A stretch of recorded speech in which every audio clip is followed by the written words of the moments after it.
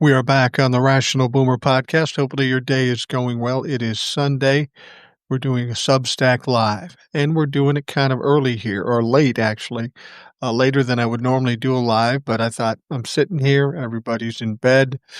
There's plenty to talk about, so I thought I'd check in and we'll talk about some of the things that are happening in the country. Seems like every time we wake up, there's some other crazy shit going on between Elon and Donald Trump, the big news that's coming out. So I thought, well, we'll sit down. We'll talk about it a little bit and see what some of the folks out there have to say. If you're coming online and you're going to be watching this, please help me out by making comments, asking questions. That makes this project a lot easier if I get your input too. And I've always said that. I think, it's one thing for me to come out here and talk and pontificate and do all that shit, but that doesn't really accomplish anything until we get other people talking, other people involved. So I think that's very important. And if you're out there, feel free to listen. But if you have some input, we would love to hear it. Now, we just recently heard some big news that came out, and I find it kind of interesting. The news is, it came from ABC, that Kilmar Abrega Garcia is now headed back, if not already in this country. It's funny because Donald Trump had him deported accidentally, acknowledged that it was an accident, and said, well, I can't bring them back. That's El Salvador and their president. We can't bring them back. I don't have the power to bring them back. Now, needless to say, there's been a lot of pressure on the Trump administration because of this shit, and they've felt the pressure, so they're bringing him back. And as far as I know, he's in the country now. However, Donald Trump and the Trump administration can't say, well, I was wrong. We made a mistake. Whoops-a-daisy, let's bring them back. They can't do that. Donald Trump, all the Trump-a-fucks, they can never admit when they're wrong. So what do they do when they don't admit they're wrong? Well, they double down. They fucking triple down, just like they always do. So while bringing him back, they're saying, but he's going to be charged with some crimes, human trafficking. What they're saying is he was being a taxi, basically, bringing illegal immigrants from Texas into the middle part of the country. Now, I don't know if that's true. I'm guessing it's probably not true. Look at all the things that Donald Trump and the ICE agents have done. They've arrested a judge. That's not going to go anywhere. They arrested a mayor. They already dropped the charges there. They arrested a representative. That's going to cause some problems. And if there's any conviction there, I'd be very surprised. So it's not hard for these clowns to come up with some trumped up, no pun intended, trumped up charge that doesn't really exist and can't be proven. So I suspect that's what they are doing with Abrega Garcia. So anyway, it'll be interesting if they put him in prison here. I mean, this is a guy that seemingly had no criminal background, but they're still going to do this in order so that they don't look like they were wrong. They were dead wrong. They admitted they were wrong. But in order to save face, they're going to bring him back here and put him on trial. And see, that's the one thing that is the most problematic for people in this country. They're going to file charges against a judge and a representative. And while nothing will probably come of it, and nothing will probably happen because the charges are ridiculous, when they start doing that to regular people, it's going to be problematic because even though you may be innocent, it's a matter of whether you can afford to go through the process to protect yourself, to prove your innocence. And that's where the intimidation comes. People say, I don't want to do with this. I'll just admit I did it and get off free, and they'll cut a deal. Because, that's what they did with the representative in the House. They arrested this woman, and before they took her to court for the indictment, they said, listen, if you just confess and such, we'll cut a deal and you won't have to go through this. And there's a good reason why they don't want to go through it, because then they got to come up with little things like evidence or proof or something along those lines, and they don't have it. They're going to be foolish, but the representative said, fuck you, we're going to court. That's not what they wanted to hear, but they're unwilling to back down off of anything, and unfortunately, people like us end up suffering, if we are swooped up or charged inappropriately. And trust me, that's going to happen. If it can happen to the people it's already happened to, unfortunately, it can happen to you and me. Let's hope that doesn't happen. Somebody or something stops Donald Trump before he goes too far.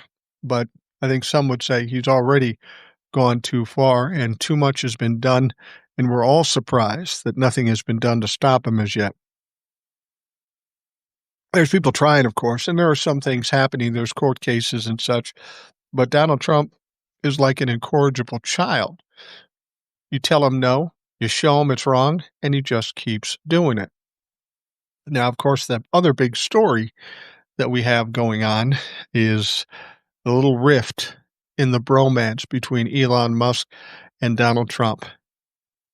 And I find it interesting, I find it entertaining, but it is something I fully expected, absolutely fully expected. If you've ever known a malignant narcissist, you know they never have close friends, or if they do, it's not for very long.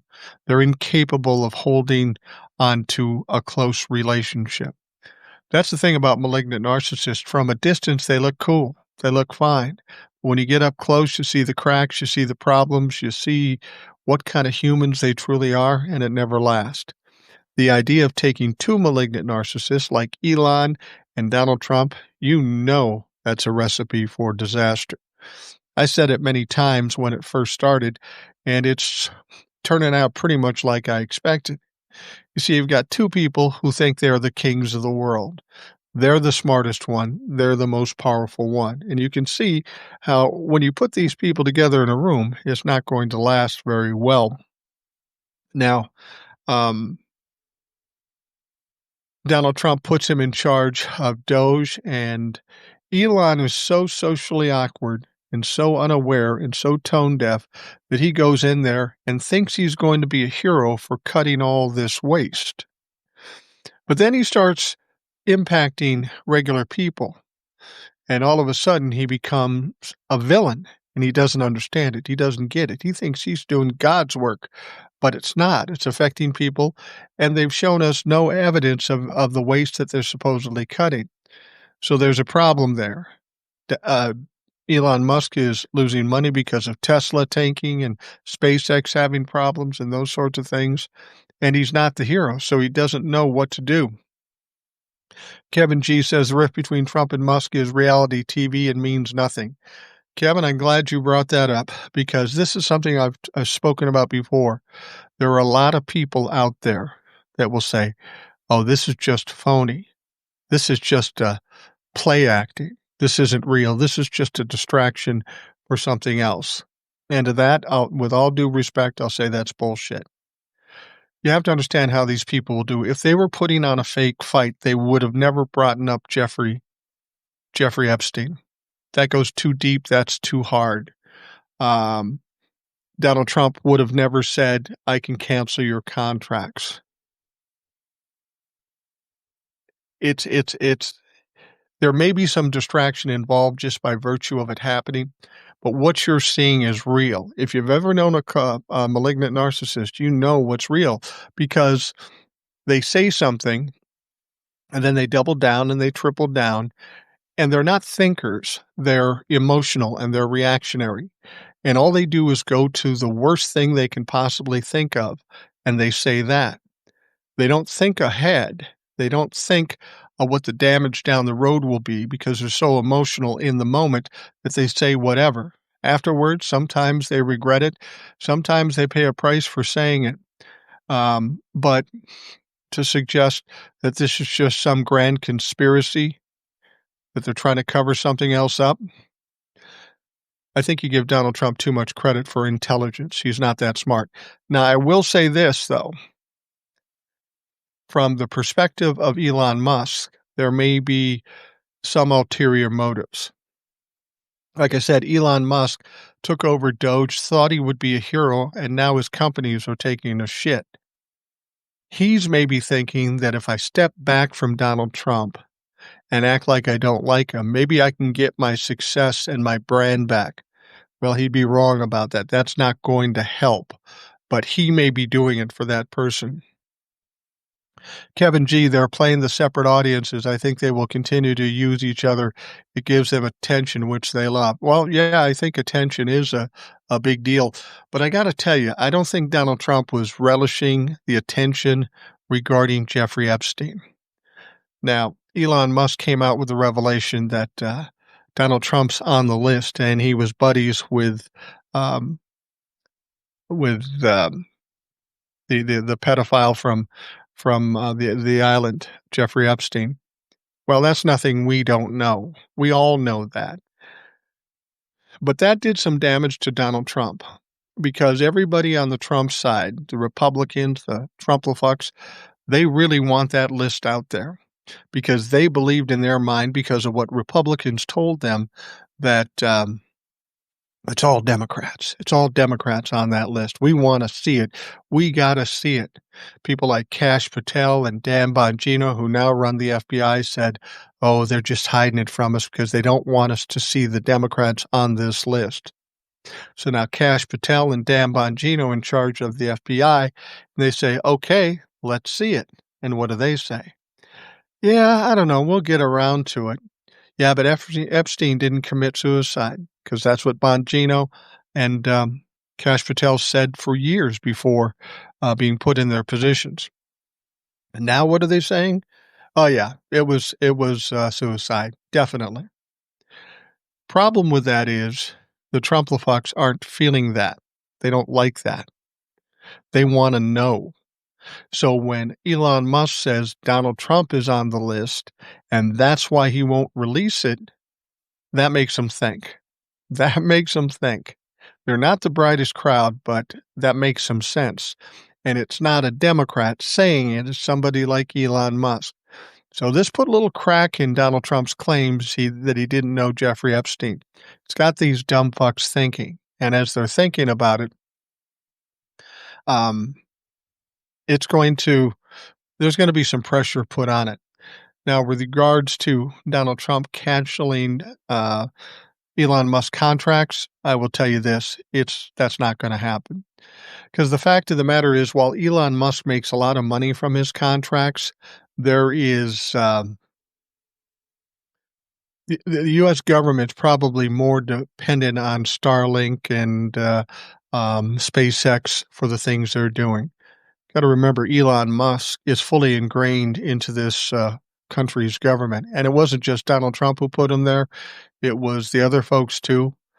But the U.S. really depends on those companies. So for Donald Trump to cancel the contracts, that would be a fucking mess. Now, Donald Trump, of course, is fully capable of creating another mess, but I don't think other people around him will allow it. People ask a lot of questions about how did this start? And I'll tell you how this whole thing started with Elon and Donald Trump. As I said, it was inevitable. These two personalities were never going to be able to coexist. No way. Somebody's got to be the king and somebody's got to be in charge, and they both think it should be them. So you can see how that's not going to work. First of all, the reason this happened was Donald Trump fucked over Elon Musk. And that shouldn't be so hard to realize because Donald Trump fucks over everybody he works with, everybody he's close to. Elon Musk, for whatever reason, bought into the bullshit and he got mad. And then they decided to make their little separation. Elon Musk goes into the Oval Office, looks like they're still buddy-buddy, that they're going to part amicably. But the problem with this is the moment that they parted, what did Donald Trump do? Donald Trump pulled the nomination for this buddy of Elon Musk to be the head of NASA. Now, this guy was important to Elon Musk because he would help to get Elon Musk more contracts with NASA. Elon Musk particularly picked this guy out to be the head of NASA, and Donald Trump made the nomination. But the moment that Elon Musk and he separated, he pulled the nomination.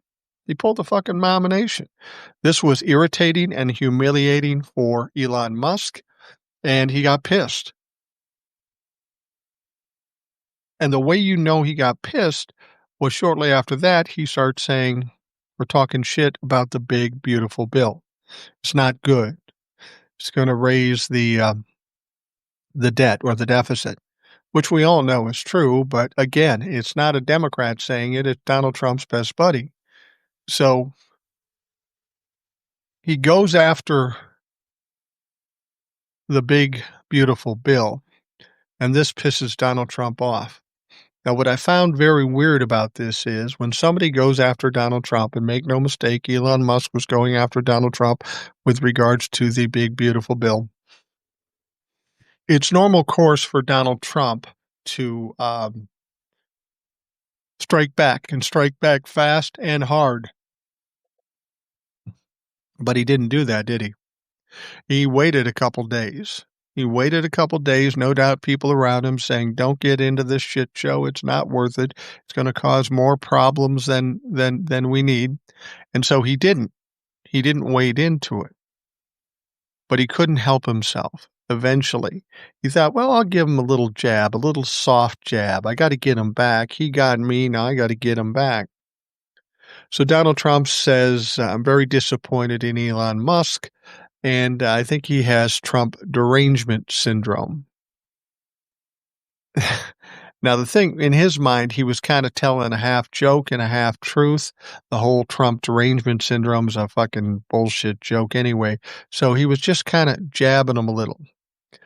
But when you do that to a malignant narcissist, they go, oh, fucking hell no. Okay, it's coming. Next thing we hear is that Elon Musk says he wouldn't have won the election without his help, which is probably true. That he was connected to Jeffrey Epstein. He was on the list, and that's why they're not releasing the list. Well, that's going pretty deep. That's pretty fucking serious shit there. And so that's how it exploded. And that day, what you saw out of these two is common practice for malignant narcissists. If you question them or push them back, they fly off the handle and they say fucking anything. And the reason I know this is because I have a father who was a narcissist and growing up. And if you question his choices or his intellect or something like that, I remember being 7, 8 years old and having my dad. He wasn't one that really got physically abusive, but he was verbally abusive. And what I mean by that is it's one thing to say, shut up, kid, go sit in the corner, do all that stuff. That's what normal dads do. My dad would say stuff like, you're an animal, you're a piece of shit, you're worthless, you're a tax write-off. You know, shit you would never say to a kid, but he would. And it was because he couldn't control his emotions. He said whatever came to his mind and whatever he thought was the most damaging. And that's what we saw yesterday. We saw two people who are highly emotional, highly reactionary, and they can't control it. They aren't thinking ahead, so they're just saying whatever they're saying. Now, if this was a setup, there would be no emotions to it. They'd just be play acting their given roles. But that's not what happened. They both went too far. When I say they go too far, it's not because it's too far for us to hear. It's too far for them because they start to open Pandora's box. You know, the Jeffrey Epstein thing, that's a fucking Pandora's box. They open up that list, that's going to cause some big problems. And the other thing to think about with the Jeffrey Epstein list, it's not just Donald Trump that doesn't want people to see it. There's a lot of very wealthy, very powerful people on that list that will do anything to avoid that list being exposed. That's why when we're talking about Jeffrey Epstein, if he didn't commit suicide and he was murdered, you could say, well, Donald Trump had something to do with it because he was the president. There are a lot of other rich motherfuckers out there, conniving, smart motherfuckers out there that didn't want him to talk either. So it may or may not have been something with Donald Trump or the Trump administration. It may have been somebody totally unrelated that is at the prospect of being exposed for being tied to Jeffrey Epstein. So we'll see how it all pans out. But I'm thinking there's going to be pressure from the right to put that list out, and Donald Trump is just not going to do it because we know he's on there 6, 7 times at least. We know that he flew to the island as well as some domestic travel too. So, he's gonna show up there, and that's gonna be a hard one to spin or divert from. The Republicans were quite adept at, making this Epstein thing and this, list thing highly important. A lot of conspiracy theories around it, and they were trying to sell it as it's all Democrat. It's not. Now, there might be some Democrats on there, people like Bill Clinton, and I'll be honest with you, whether they're Democrats or Republicans, if they were part and parcel responsible to some of the activities going on in that island, they should all fucking burn. I don't even care if it's Bill Clinton. If these are the kind of people that were doing those types of things, they need to be exposed, they need to be held accountable, and it doesn't matter if it's your best friend or your representative or your worst enemy. They all deserve to be addressed on this situation and taken to task. So, as much as people want to say it's all a game, this is the one thing that people always do. They always presume there's some bigger plan with Donald Trump. But you have to understand, Donald Trump isn't that conniving. Well, he is conniving, but he's not that bright. He's really kind of base. He's reactionary. So when you call him a poopy butt, he calls you a double poopy butt. And that's all he's got, because that's the first thing he thinks of, and that's what he says. Courtney Busby says they all should be held accountable. You know, Courtney, you make a good point. There's a lot of people in this country, a lot of criminals, a lot of corrupt motherfuckers that have never been held accountable. And a lot of them are in our government. You know, that's one of the things you're seeing. That's maybe the one plus that Donald Trump has given this country. And we aren't reaping the benefits yet, but we will ultimately. Crime and corruption isn't new to politics or in this country, generally speaking. It's been going on for a long time. You just didn't see it reported in the news. You didn't hear tell of it by rumor mills or anything. It was all under the radar. It was all covered up. Donald Trump is such a dumbass that he does everything out in the public and it all raises to the surface, and now we've seen it. And that's a good thing.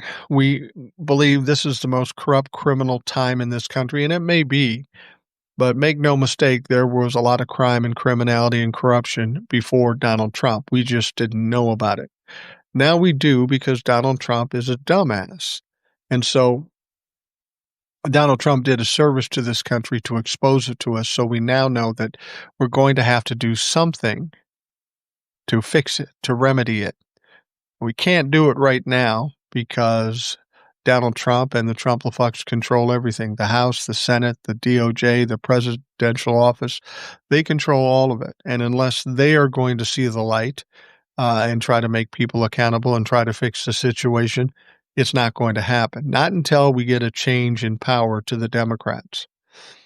But I will tell you this. The Democrats don't have a good track record here either. They have the potential for corruption and criminality too. And they also have a history of letting things go. Well, we'll just let the country heal and we'll move forward and do what's good for the country. They did that with Richard Nixon. Oh, just pardon him because we need the country to heal. We don't need more of this. Well, this is a different time, a different world. This was a time when politicians controlled everything and nobody knew anything. Had they held Richard Nixon responsible and accountable and he went to jail or whatever, we may not be going through this right now because there would have been more to be afraid of.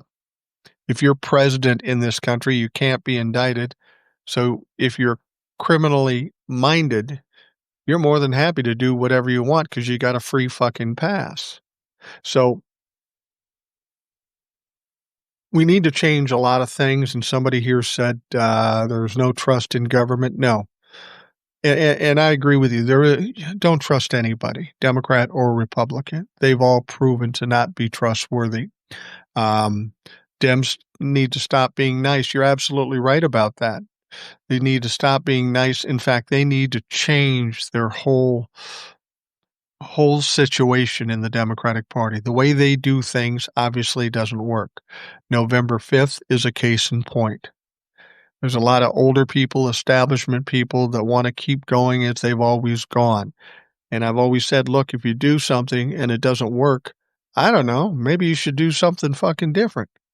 And I'm hoping that's the case with some of the younger people rising to the top, hopefully, and turning the Democratic Party into what it needs to be. We don't need politicians at this moment in time.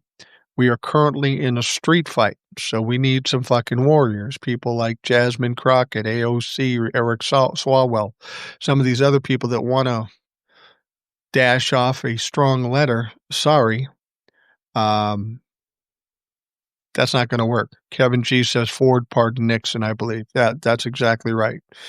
Now, Kevin, I can tell you I was alive at the time, so I remember the story very well. And yeah, what happened was here's what happened with Richard Nixon. Richard Nixon was in all kinds of trouble, but his vice president was even in worse trouble. His name was Spiro Agnew.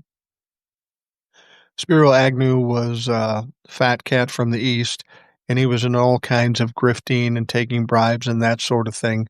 So he was forced to resign as vice president of the United States under Richard Nixon. When he resigned, then Richard Nixon appointed Gerald Ford, who was a representative or a senator or something, was also on the Warren Commission back in the Jack Kennedy days and that sort of thing.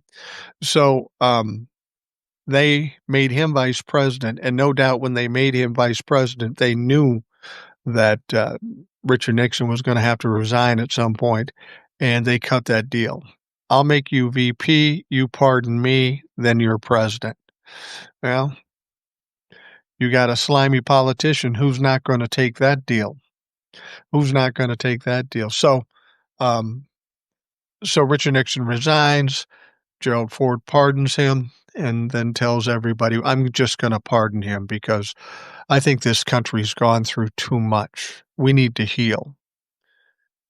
And the different situation about it now is that, yes, this country needs to heal, but given all that's gone on over the past 10 years, I think in order for this country to heal, we do need some accountability. We do need some indictments, some trials, and some convictions. People in this country believe that politicians can get away with anything, absolutely anything they want to do. And you know what?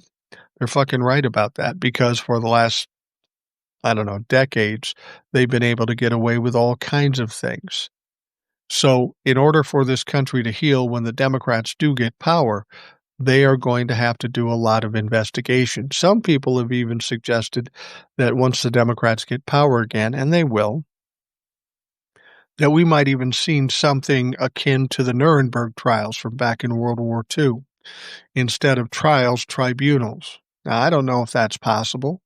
I don't even know if that's necessary, but we do need something. If we truly want this country to heal, if the government finally wants to get our trust back, that's what's going to happen. If we have the establishment Democrats in charge, that won't happen. They're happy sitting there with their thumbs up their ass and taking their checks and getting paid off by lobbyists. We can't do that anymore. We've got to change this completely. Courtney Busby says we need to heal, but we need to fight. You're absolutely right.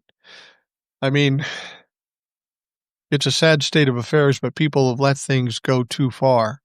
And because they've let them go too far, that's really all we have left is to fight. And as it gets worse and worse every day, that's my greatest fear. As Donald Trump continues to infringe on people's rights and in people's lives, there is going to come a point where people will have had too much and will push back and potentially fight. And that's definitely not something we need in this country. We need rule of law to work. We need common sense and decency to work. But those things have been hard to find these days.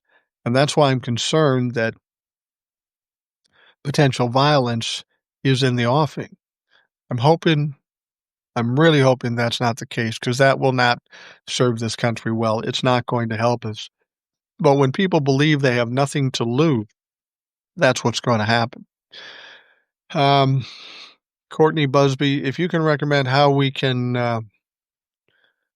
fight in a good way, please speak on it. Well, there's only one way to fight in a good way.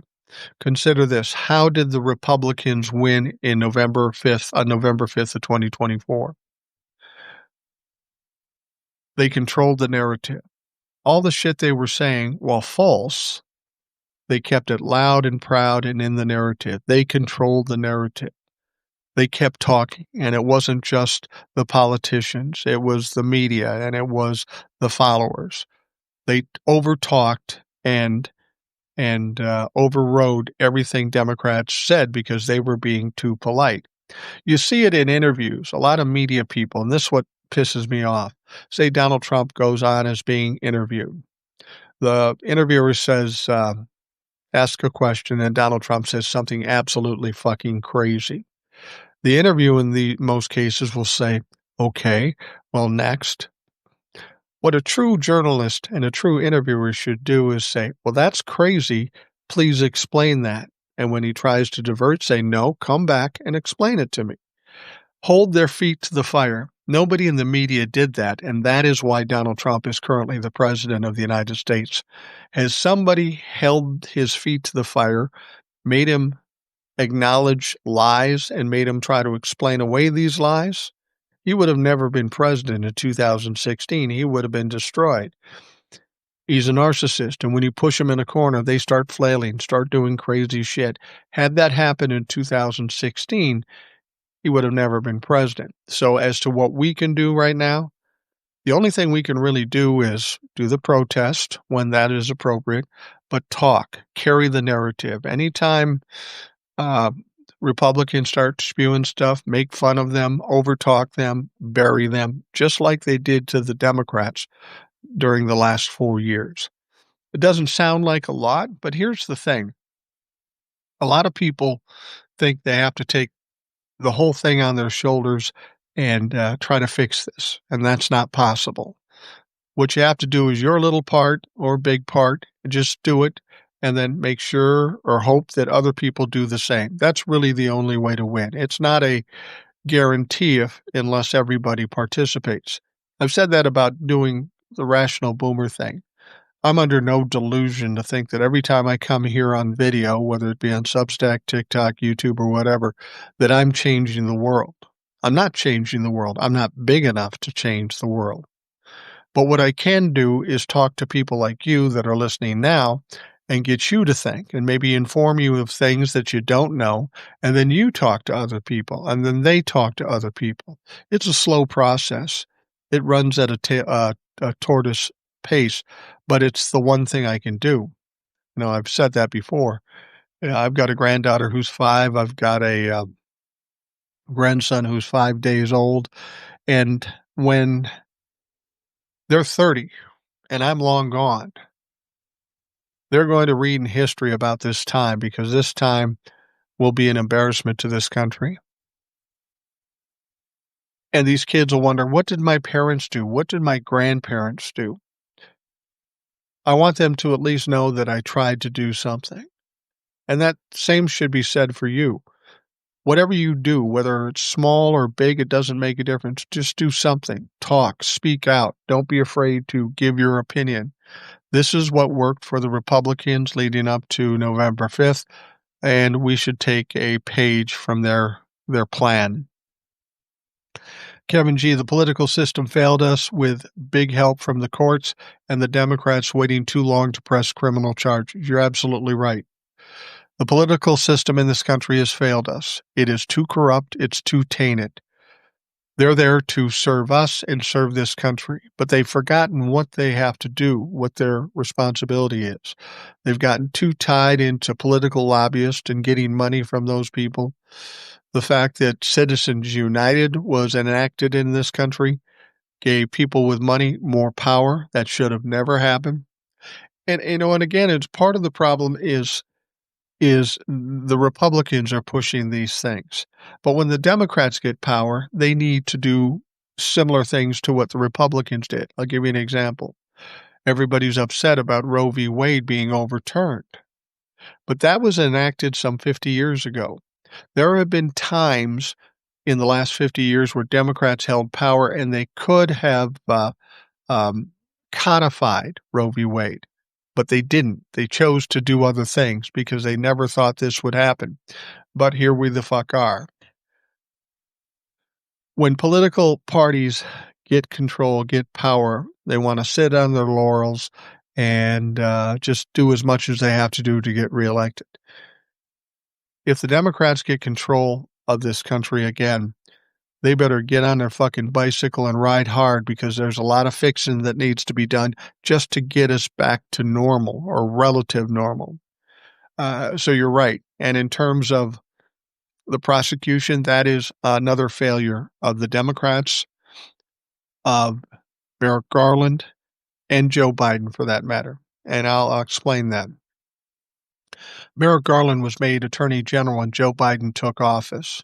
Everybody thought that was a good choice because he's a respected jurist.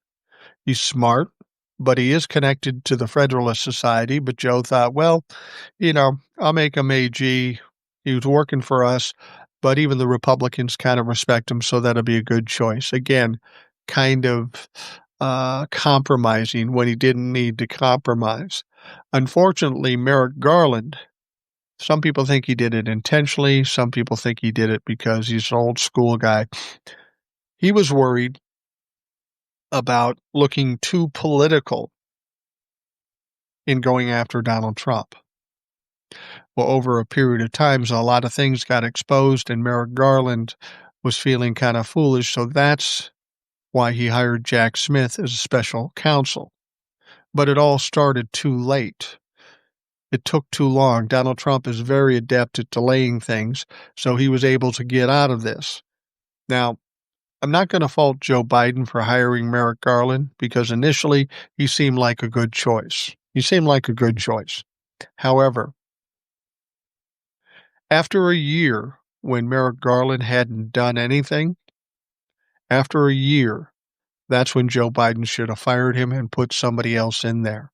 It's ironic that they were worried about looking too political, and now we see Pam Bondi, Attorney General, is nothing but political. Republicans don't care. Democrats want to be above it all. I'll tell you what the Republicans need to worry about. They're doing a lot of shit that is illegal and over the norms. But what they aren't thinking about is once it's over and if the Democrats get control, if you get somebody as lacking of integrity as Donald Trump is, you can see the Democrats doing the same thing, except for the fact it will be against the Republicans. They aren't thinking about that at all, and they should. But that's part and parcel to politicians in general. What do I get? How do I get it right now? We'll worry about the future when the future comes. And a lot of Republicans are doing that right now. After the 2020 election, I thought that the smart thing would be to do is separate yourself from Donald Trump because he's such a fucking clown and such a failure. That would have been the time to kick him to the curb and move on to something more reasonable. Now, Kevin McCarthy goes out and embraces him again and brings him back in. And immediately they start seeing the possibility of Donald Trump getting some support and some money. So they jump on board. They don't care that he's a criminal. They don't care that he's corrupt. He represents maybe winning an election for him, and that's all that fucking matters. Now, even after he was elected, I thought, okay, a few months, they're going to get tired of his bullshit and they're going to kick him out. He got them what they needed in terms of the win, and now they want to try to straighten things out in order to save some prospect of winning in the 2026 midterms or 2028 presidential election. I thought they'd kick him to the curb, but they haven't yet. They've held on and held on. And frankly, I think they've held on too long because when this is all done, when Donald Trump is no more, there's going to be a lot of Donald Trump stink on a lot of these people that they'll never be able to get rid of. Spacer7567 says, I think Newsom runs as a Republican and neither party would want him. I could see him pulling an RFK and running as an independent, then catapulting, capitulating when things don't go his way. Yeah, and initially when I saw Gavin Newsom, I thought he might be a good candidate for a couple of reasons. He's a good talker. He's an attractive guy, and he said the right things going after Donald Trump. But if you talk to people in California, not everybody is a fan of Newsom. He does have more centrist attitudes, maybe even more Republican attitudes, like dealing with homeless people, uh, arresting homeless people, for fuck's sake.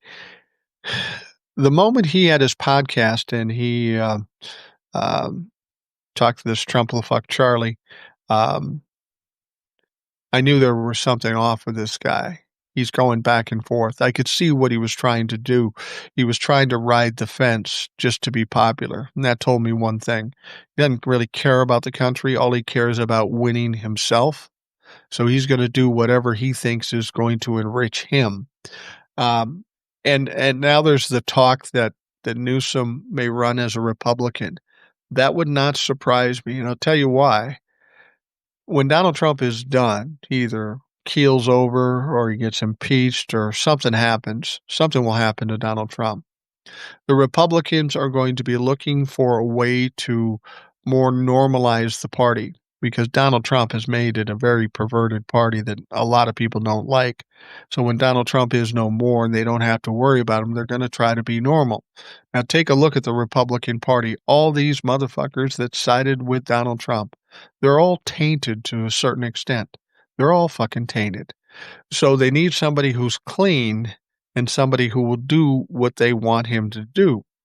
And that would be Gavin Newsom. Gavin Newsom pretty much did himself in for the Democratic Party with some of these interviews and some of the things he said. But if he was to run as a Republican, he could he could consider himself clean because clearly we know he hates Donald Trump. And as long as they delivered or he delivered what the Republicans like, they wouldn't have a problem with it. They don't fucking care. And maybe Gavin Newsom thinks that he could still pull some Democrats as well as Republicans and he could win the presidency. He's only thinking about himself here. I'm really off Gavin Newsom. The other thing about Gavin Newsom, he has one problem. The reason people voted for Donald Trump is because they were tired of the establishment politics. The typical slick guy, the slick politician. And Gavin Newsom is one of those people. So if they're tired of the establishment, they're going to vote for somebody else who's non-establishment. And that's what the Democrats have to look at coming up in the 2020 election. Get somebody who's good, get somebody who knows what they're doing, presumably white and male, not because that's my preference, but because we found out this country has a fair amount of racism and sexism in the last election. But somebody who doesn't look like they're part of the elite or the establishment. Somebody like Tim Walz, J.B. Pritzker, somebody like that. If I was to pick somebody to run for president now, it would be one of those two people because they seem like the likely prospects. They're governors of states, so they're used to the CEO position. They're speaking out against Donald Trump. They're ready to fight. They're ready to mix it up, and that's exactly what we need. Gavin Newsom, if he runs for president, or he was to get a nomination, the only way I see him doing it is Republican, and that would be a long shot. Spacer says a lot of Democrats don't like Newsom at this point. Maybe the Pelosi and Schumer wing would go to bat for him, but he's pretty much done. Well, you can bet the Newsom and Pelosi wing would go for him. Definitely. And I don't know exactly. I don't think it's by blood, by marriage, though, that Pelosi and Newsom are related. Like a nephew by marriage or something like that. And the other thing I've always said, sometimes half joking, but I got to think about it. The one thing about Gavin Newsom, what do you wonder about his decision making? Now, people in California won't like some things he's done in California, but the thing that troubles me the most, did you know that Gavin Newsom was once married to Kimberly Guilfoyle? You know who I'm talking about. Don Jr.'s freaky Cruella de Vil looking fucking girlfriend. Yeah, he was married to her for a while. Now, granted, she was different. She didn't look as crazy back then, and she probably wasn't as crazy. But there had to be some red flags when he married her, plus he divorced her too. Tim Walz and J.B. Pritzker are really the only two viable candidates at this point, maybe Buttigieg as a VP. Yeah, I agree. People have said, I want Buttigieg as a presidential candidate. And I don't really see that happening. And people say because he's gay. That's part of it. I mean, if we aren't going to vote for a black woman, are we going to vote for a white gay male? I mean, I would. I have no problem with Buttigieg, but Buttigieg has one other problem. He needs more time on a federal level. He was a mayor of a town, South Bend, I think, in Indiana, which is a great job, but doesn't really have any bearing on what's going on federally. Then he was the transportation director. We need somebody with more experience, somebody used to running a state. That's why a governor is usually more uh, is preferred over a senator or a member of the House. But I could see him as a VP candidate and a way of working him into the system, and then maybe in 32 or 36 he could run for president. Um, yeah, I see that as a possibility. I like Buttigieg. I think he's one of the brightest, most articulate people in the Democratic Party, and he needs to be in the mix one way or another. He would be a good Secretary of State too. He did a good job as transportation director, and that's coming from being a mayor. So he has the ability, he has the aptitude, and he can do this. Now, I found it interesting. I've heard a couple people talking about who the most popular Democrat is. You know who that is? Apparently, in polls, the most popular Democrat is AOC.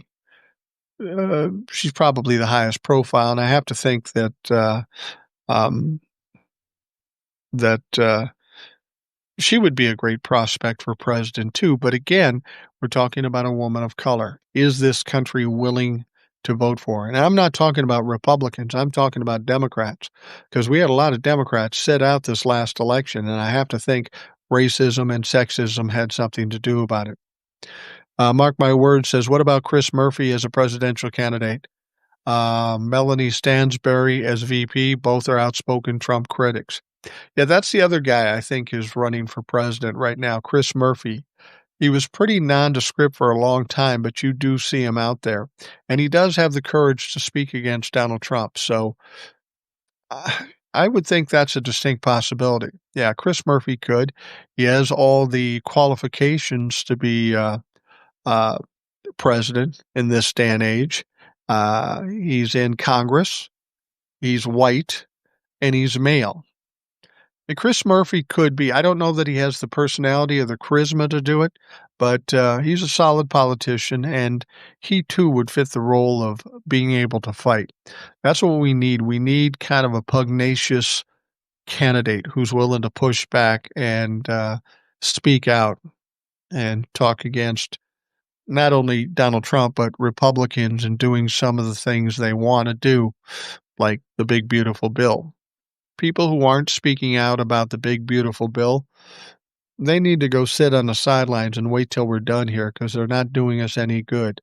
This big, beautiful bill is absolutely draconian of what it's going to do to this country. It's going to put us in the deficit. It's going to increase the deficit by $2.4 trillion.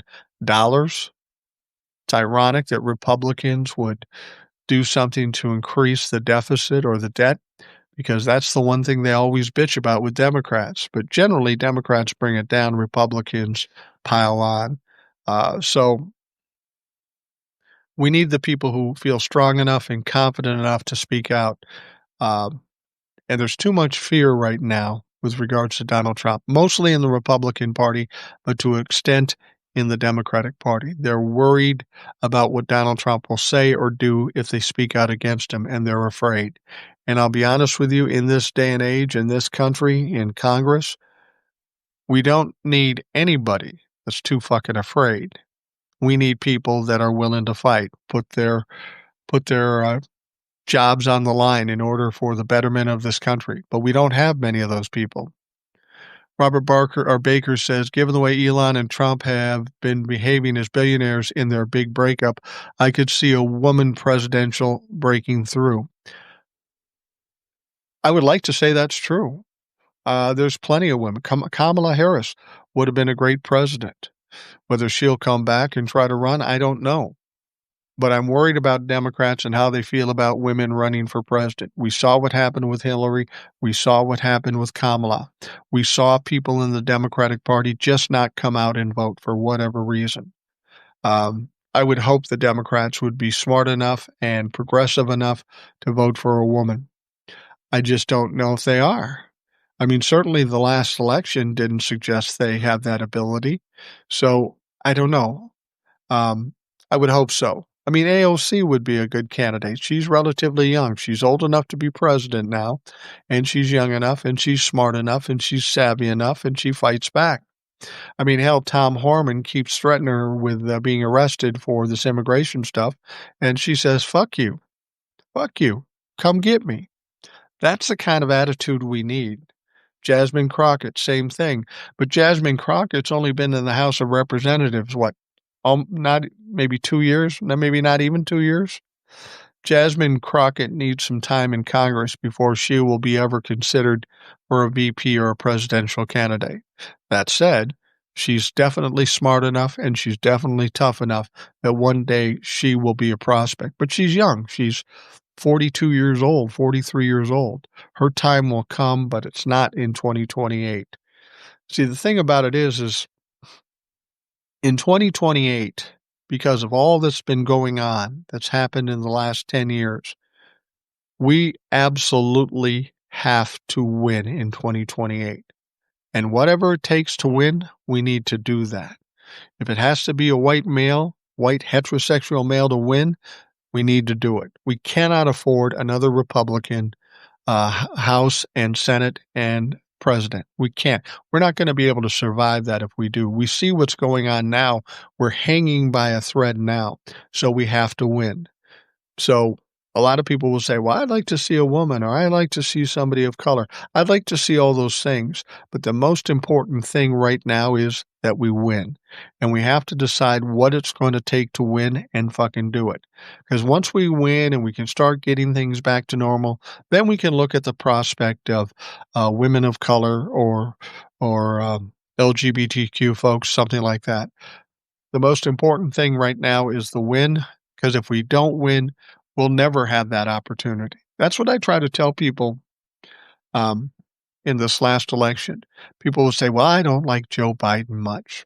Okay, you don't like Joe Biden. That's fine. You don't have to like Joe Biden. But here's the deal. If you want something done in this country, to suggest that you want it now and that's the only way you're going to vote for it is ridiculous. If you vote for Joe Biden or Kamala Harris on November 5th, you may not get exactly what you want, but there's still a path to get there. There's still a path to get there. And the next time around and the next time around, you can build to get to that point. Nothing ever happens quickly in government. So you got to get on the path, the right path to get to where you want to go. Problem is, if you don't like Joe Biden or Kamala Harris or whatever, and you're going to vote against them because you don't get what you want right now, and you vote for Donald Trump, and Donald Trump stays in power and Republicans stay in power, what you want, you'll never get. You'll never have the opportunity to get it. So what's the better choice?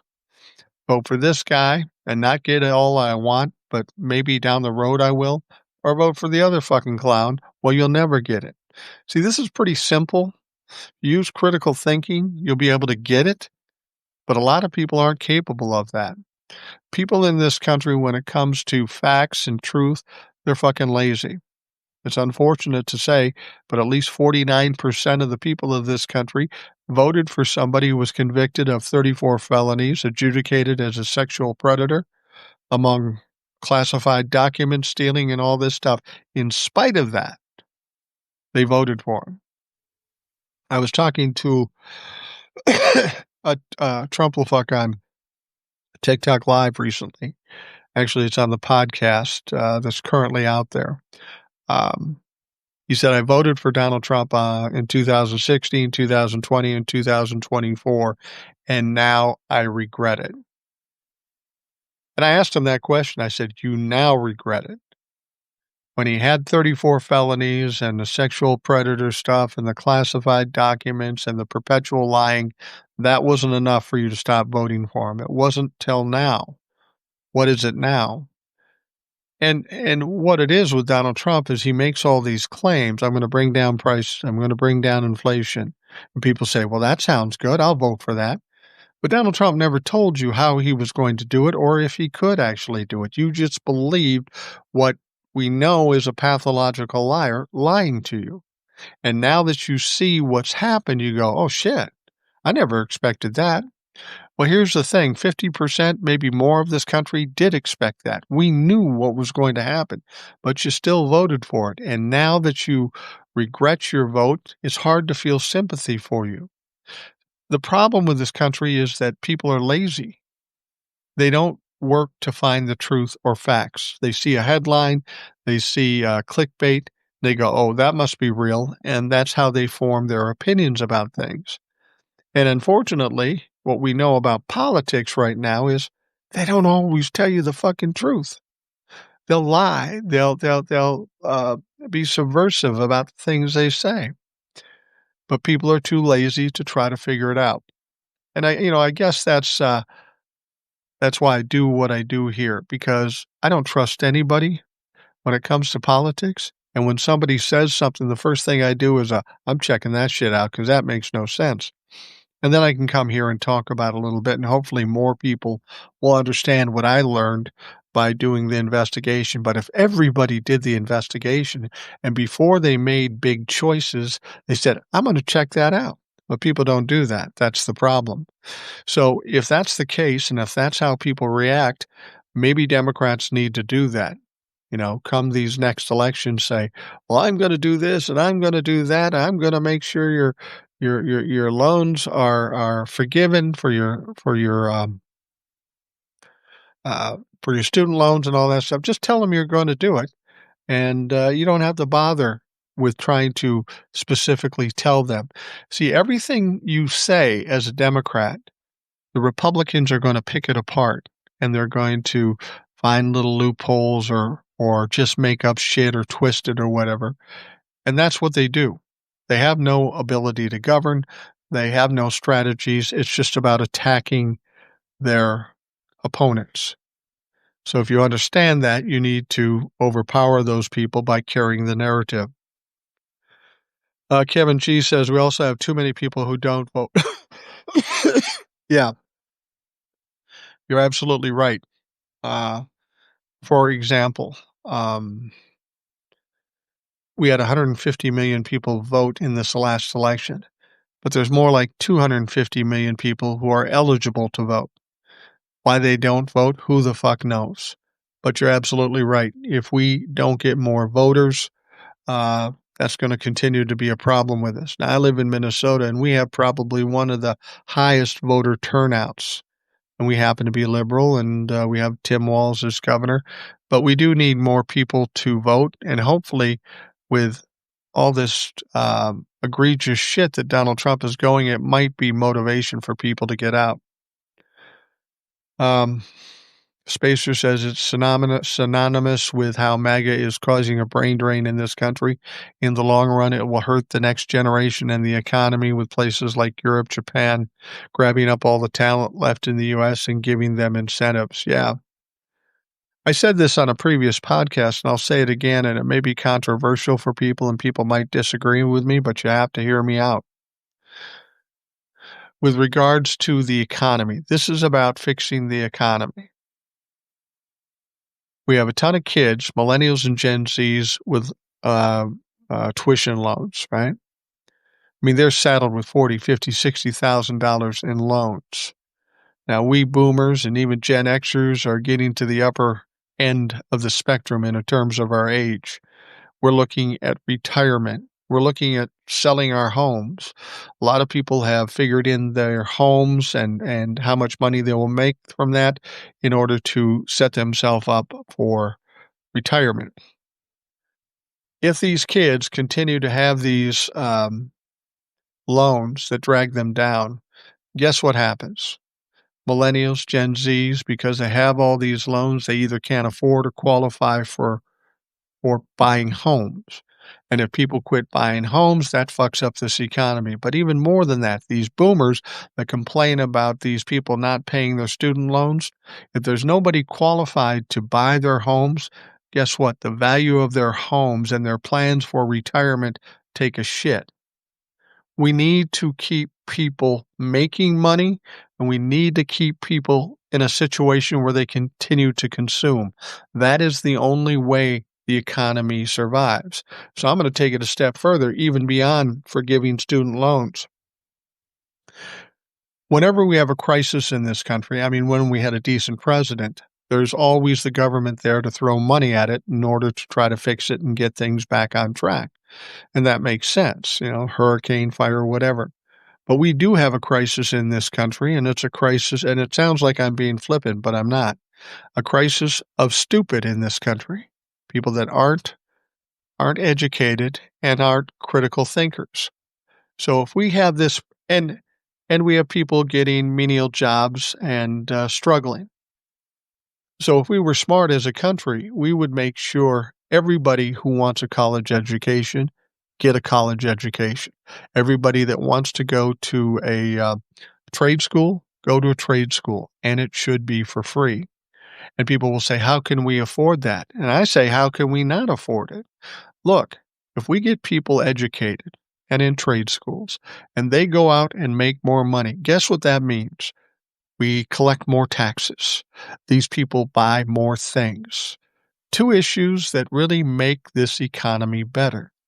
By draining them all of their money and not allowing them to be consumers or participating in the economy, it it causes serious problems with the economy. It seems like an easy call. Let's get as many people educated as possible. Let's make America the smartest country in the world. If we can do that, we'll have more innovation, more people making more money, more people paying taxes, and more people buying shit. All of that is positive to the economy. And we could do that instead of giving 2 or 4 or 5 trillion to rich people who will just uh, put it in a hole and save it for their lifetime. Put it to work in the people who are the backbone of this country, the middle class. Get them educated, get them good jobs. Let's get the economy rolling. That's common sense, that's logic. And what I've found as of late in politics, that doesn't always count for anything. But that's the way to do it. And the idea of giving rich people money and taking money away from the middle class, that is counterproductive to improving the economy. So we have to get people in Congress to understand the long game. Republicans aren't good for that. They want what they want, and they want it now, and they're not worried about the future, either because they'll be dead or out of power or whatever. My reason for being here isn't to save me. I'm a retired guy. Got a pension, I've got Social Security, I've got other little bits of income. I'm perfectly comfortable. No matter who's president, it's really not going to affect me, but it will have a significant effect on my kids and my grandkids. And that's why I come here and I talk about this stuff, because we've got to straighten things out, or those younger folks are going to suffer mightily. Kevin G says that's why we need to elect a younger Democrats. Absolutely. Not just as president, but as members of the House and members of the Senate. Now, the Democrats do have some good young people. Um, um, we've got the young kid, Max Frost, I think is his name. Brilliant kid. He's like in his early 20s. Brilliant kid. He's got a great future in politics, and he'll be a great leader for the Democratic Party down the road. Jasmine Crockett, AOC, even Eric Swalwell, who's probably in his 40s. These are the people that need to lead the charge. The old people that write strong fucking letters, their expiration date is done. They should retire and live off all the money they grifted throughout their careers. Um, as a Gen Z individual, having a bachelor's degree is slowly becoming obsolete as the goalpost for higher paying job has moved further down the road. It buries people in more debt and it makes it harder and more competitive against those who have more money and resources to get a better job to live confidently. Yeah, you're absolutely right about that. You know, during the campaign, Republicans would say the economy sucks. And the Democrats would say, no, the economy's good. And they could show the stock market was going up, inflation was coming down, GDP was going up. And for all intents and purposes, it looks like the economy is good. Until I started talking to younger people and I finally saw what they were complaining about. I heard them complain. I'm going, what's the problem? It's fine. But I know what the problem is. And the problem is kind of what I was just talking about. These kids go to college, they pay a ton to go to college, they get out a job, but they still can't get a decent paying job. So not only do they have to pay this ridiculous loan back, you know, they have 40, 50, 60, $100,000 in loans, and they come out and get a job for $35,000 a year. They can't survive on that. They can't survive on that at all. And so there's never any chance for them to grow or to build wealth or anything like that. That's where the economy sucks. And that is the fault of the Republicans and the Democrats at this point. That's what's got to change. So we do have to look into what the people of this country need. We do have to do that. It's not enough to have the stock market and the GDP working in our favor.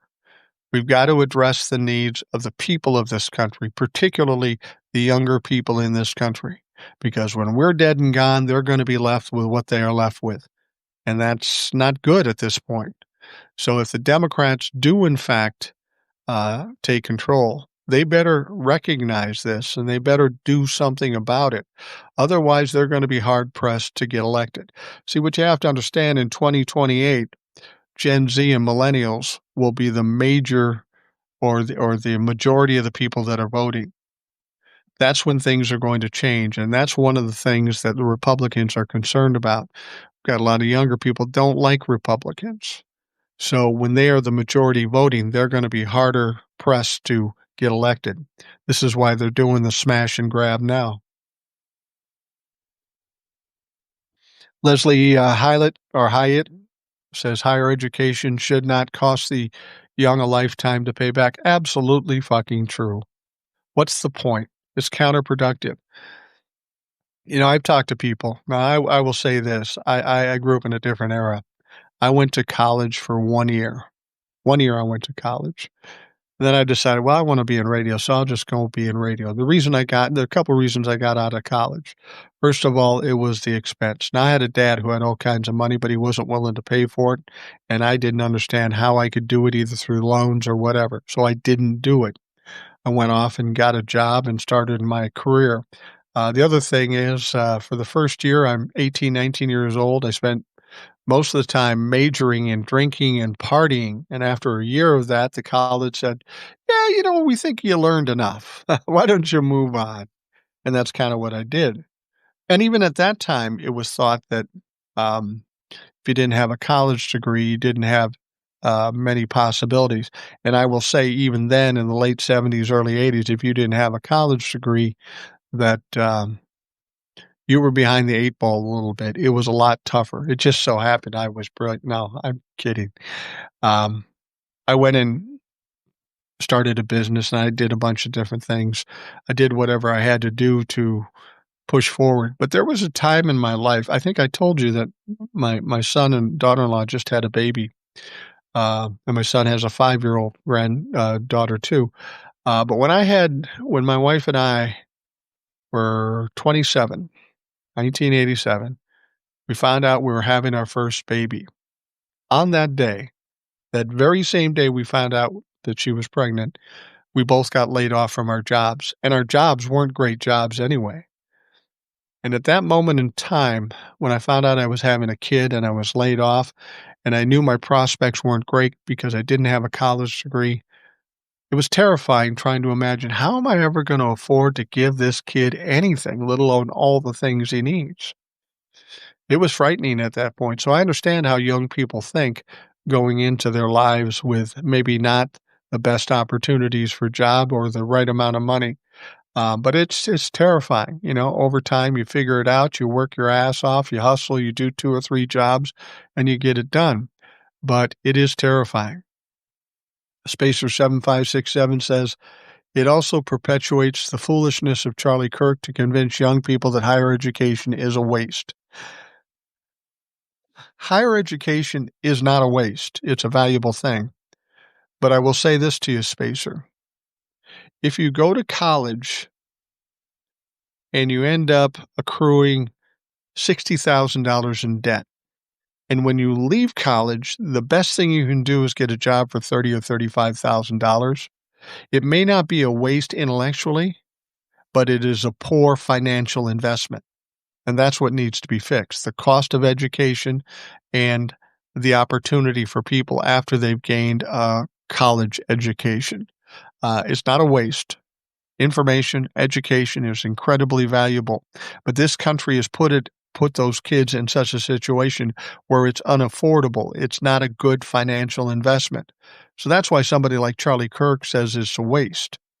Now, in this day and age with technology and certificates, you can do some things without getting a college education. But in order for most people to get a college education, you have to make it more affordable and more reasonable for people to get it.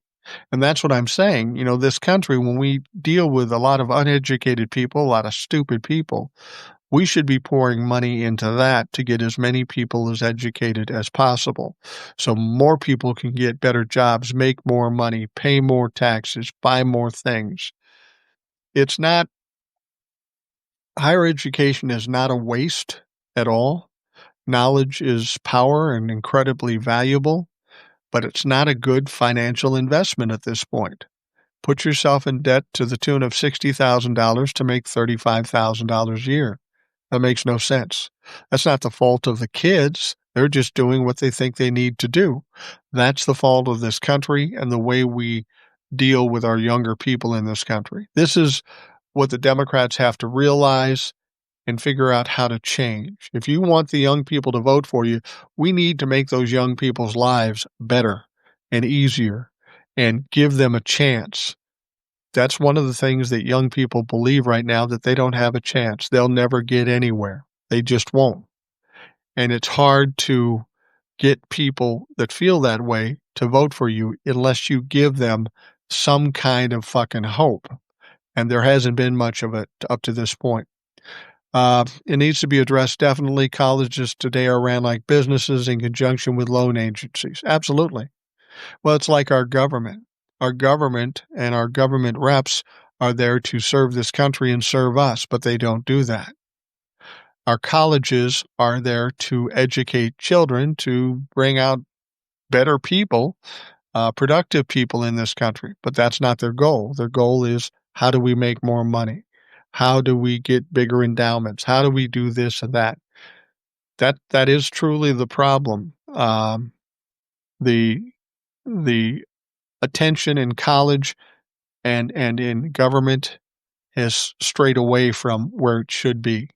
That's what's happened, and therein lies the problem with what's going on in this country. All right, well, we've done this for about an hour and 20 minutes. I had a good time. I love you guys coming out and talking and asking questions. It made this so easy to do. I'm going to have to go off to bed right now because I'm old. Kevin G., we should let young people write off the cost of college as a business expense. At the very least, we should do that. But we are in a crisis moment. We need to get as many kids educated as possible. The best way to do is to divert money from wealthy people and give it to them for free, at least for a time being, to get back on track with our educated folks. Anyway, I'm going to wrap things up here for this Substack Live and for the Rational Boomer podcast. I want to thank all of you for taking the time to sit with me and talk. I appreciate it immensely. I'm always humbled every time I do this and I get people who are willing to come out and talk and are thoughtful and are decent enough to talk to me about it when some old guy in his living room is just sitting ranting. So I appreciate it immensely.